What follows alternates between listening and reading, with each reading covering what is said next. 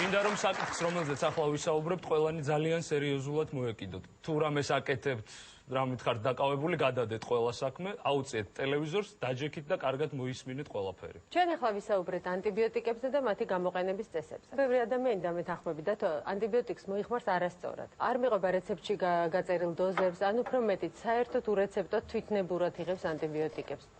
ამით კი არა მარტო საკუთარ თავს ნებს, არამედ ზოგადად მედიცინასაც კი აბრუნებს საუკუნეებით უკან დამეთანხმებით. საქმე ის გახავთ, რომ ანტიბიოტიკის არასწორი გამოყენება ბაქტერიას ხდის წამლის მიმართ რეზისტენტულს. ანუ ესა თუ ის კონკრეტული წამალი ბაქტერიას ვეღარ ერევა. წამალი კარგავს ძალას და გამოდის, რომ ექიმებს ყველაზე მთავარი იარაღი გვეცლება ხელიდან. უფრო დეტალურად რომ აგეხსნათ, ანტიბიოტიკი არის წამალი, რომელიც მოქმედებს ბაქტერიებზე. ადამიანის ორგანიზმში ძალიან ბევრი ბაქტერიაა, მათ შორის ისეთებიც, რომელიც დაავადებას არ იწვევენ. პირობითად მათ მეგობარი ბაქტერიები შეგვიძლია დავარქვათ და არსებობს ბაქტერიები, რომელიც ჩვენ ორგანიზმში მოხვედრის შედეგად იწვევს სერიოზულ დაავადებას. როდესაც ჩვენ ანტიბიოტიკებს მოვიხმართ და მივიღებთ არა მიზნობრივად, ამ შემთხვევაში ეს ყველა ბაქტერია გამოიმუშავებს ასე ვთქვათ, რეზისტენტობას, ანუ გამძლეობას სხვადასხვა ანტიბიოტიკების მიმართ. და მაშინ, როდესაც ჩვენ ანტიბიოტიკი რეალურად მართლა დაგვჭირდება, როდესაც აი ესეთი ბაქტერია შეუტევს ჩვენ ორგანიზმს, მას უკვე ექნება უნარი, რომ გაუძლოს იმ ანტიბიოტიკს, რომელთაც ჩვენ უნდა ვიმკურნალოთ და ამას ქვია ზუსტად ბაქტერიების რეზისტენტობა, რაც ძალიან საშიში რამ არის, იმიტომ რომ ჩვენ ფაქტიურად ხელსარიელი ვრჩებით ისეთ სერიოზული დაავადებების წინაშე, როგორც არის თქვათ ფილტვების ანთება, მით უმეტეს სეფსისი და ასე შემდეგ. სოფლიოში მილიონობით ადამიანი იღუპება სწორედ ისეთი ბაქტერიული დაავადებების გამო, რომელიც თავის დროზე იკურნებოდა, მაგრამ შემდეგ რეზისტენტული გახდა და წამალი მას ვეღარ მოერია. ხელი აწიოს იმ ადამიანმა, ვისაც ანტიბიოტიკი თვითნებურად გამოუყენებია ექიმის დანიშნულების გარეშე, თუ შეიძლება.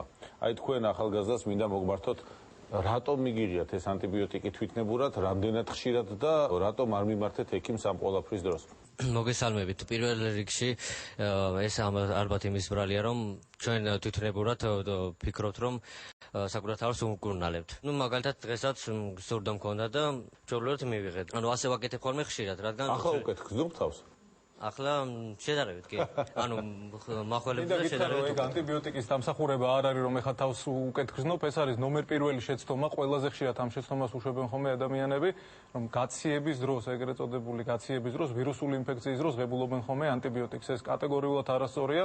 ვირუსის დროს არათუ არ გვეხმარება ანტიბიოტიკი, პირიქით შეიძლება უარესი სამსახურის გაგვიწიოს, იმიტომ რომ ანტიბიოტიკი, როგორც გითხარით, არის პრეპარატი, რომელიც მოქმედებს ბაქტერიაზე და არა ვირუსზე, ხოლო გაციებას თქვენ რასაც ეძახით, ეს სწორედ ვირუსული ინფექცია, ამიტომ ეს არის ყველაზე გავრცელებული შეცდომა ვირუსული ინფექციების დროს არავითარ შემთხვევაში მით უმეტეს თვითნებურად არ შეიძლება ანტიბიოტიკის მიღება. მეორე ადამიანს კიდევ ვთხოვთ ვინმე თუ ღებულობს ანტიბიოტიკს ესე რეცეპტის ექიმის დანიშნულების გარეშე დაგვენახოთ აბა. აი წინა რიგში გოგონა თუ შეიძლება კიდევ ერთი ადამიანი ყავს, რომელსაც ეჩვენება რომ მედიცინაში კარგად ერკვევა და ექიმის დანიშნულების გარეშე შეუძლია წამლები მიიღოს. მოგესალმებით, მე ვარ ნათია და სამწუხაროდ ვარ ერთ-ერთი იმადგანი, რომელსაც ექიმთან მისვლის კულტურა არ გააჩნია.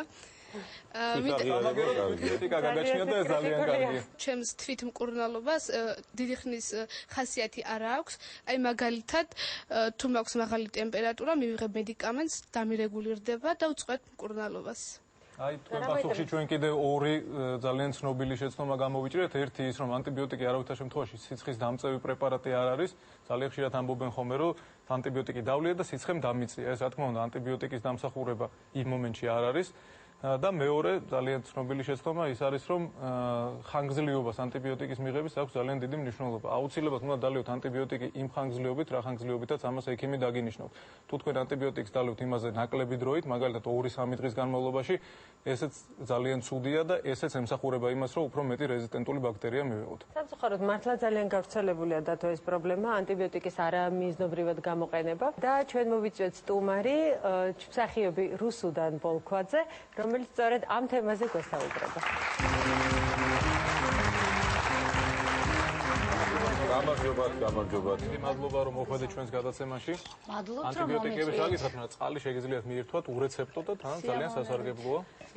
მოგვიყევით, აბა თუ ყოფილა თქვენ ცხოვრებაში შემთხვევა, როდესაც ექიმის დანიშნულების გარეშე მიგიღიათ ანტიბიოტიკი რაიმე დაავადების გამო და არასრული კურსი თუ ჩაგიტარებთ? არა, ბატონო, არასოდეს, იმიტომ რომ ეს მე ვიცი ბავშვობიდან, რომ ანტიბიოტიკი არის საერთოდ ძალიან ისეთი სერიოზული პრეპარატი, რომელთანაც ხუმრობა არ შეიძლება.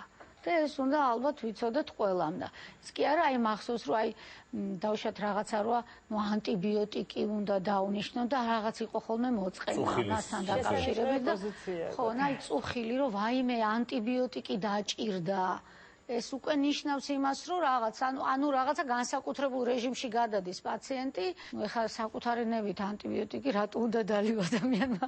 არ ვიცი. მე საერთოდ არ ესე კარგად ვინ გასწავლათ ვითხარით რა. იცით რა ვიცი, სახლში ბავშვობიდან ეს მესმოდა. აპლოდისმენტები სახლში ბავშვობიდან ყველას იმასაც ესე ასწავლიან და ესე რმად აბსოლუტ მე.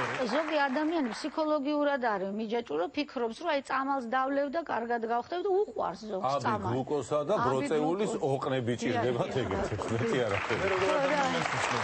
წამალი უნდა იყოს ჯიბეში. დალევა არა, უნდა კონდეს. ხო, ანუ ეს უბრალოდ მათი ფსიქოლოგიური პრობლემებია, მე მგონი და არა ჯანმრთელობის და. მარტო ანტიბიოტიკი კი არა, ყველა წამალი უყვარს. არა, აი ნებისმიერ. მაგრამ არიან განსაკუთრებული მოყვარულები, მიცინებს რო ეძახიან ხოლმე ანტიბიოტიკს ხოლმე ეგია, მიცინები დავიღებ. ვიღაცას მოუხდა. მე საერთოდ მეორე უკიდურესობაში ვარ, საერთოდ არ მიყვარს წავლე, რომ მინიშნავენ მაშინაც არ ვსვავდა.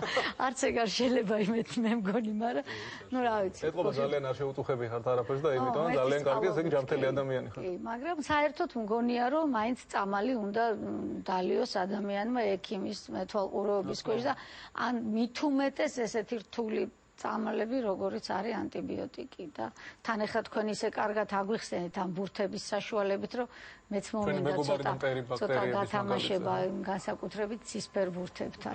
მე გათხოვებთ და თან თქვენ მითხარით. ეს ჩემი მეგობარი ბაქტერიაა. ეს მეგობრებია, მეგობრებთან ვიყოთ თამამად და მოვეფეროთ და მოუვაროთ. შევხვედრია ექიმები, ვისაც უყვართ ანტიბიოტიკი, ხშირად დანიშნა. სამწუხაროდ ესე.